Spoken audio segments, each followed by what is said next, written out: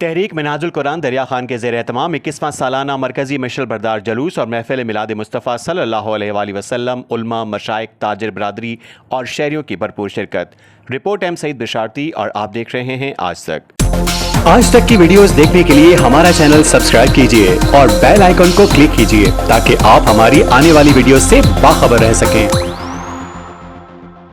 دریا خان میں تحریک منہاج القرآن اور منہاج یوتھ لیگ کی جانب سے جشن عید میلاد النبی کے موقع پر 21واں سالانہ مرکزی مشل بردار جلوس نکالا گیا۔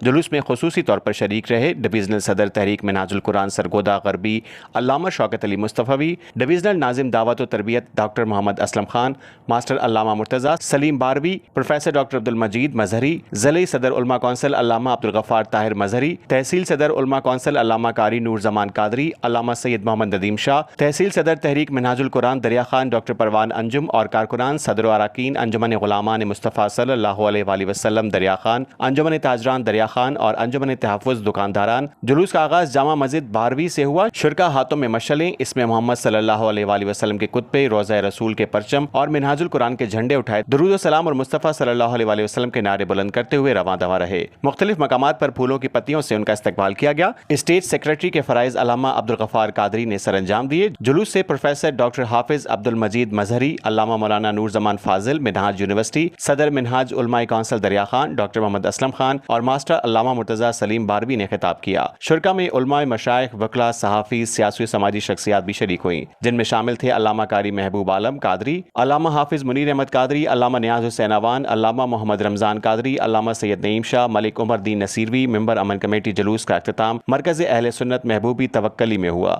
جہاں نماز عشاء کے بعد محفل میلاد مصطفیٰ صلی اللہ علیہ وآلہ وسلم کا باقاعدہ آغاز ہوا۔ نعت خواں حضرات نے گلہائے عقیدت پیش کیے، جبکہ نوجوان اسکالر پروفیسر علامہ احمد بخش قادری فاضل منہاج یونیورسٹی لاہور نے روح پرور خطاب کیا۔ محفل کے اختتام پر شرکا کے لیے وسیع لنگر کا اہتمام بھی کیا گیا۔ آج تک نیوز، خبر سچ کے ساتھ۔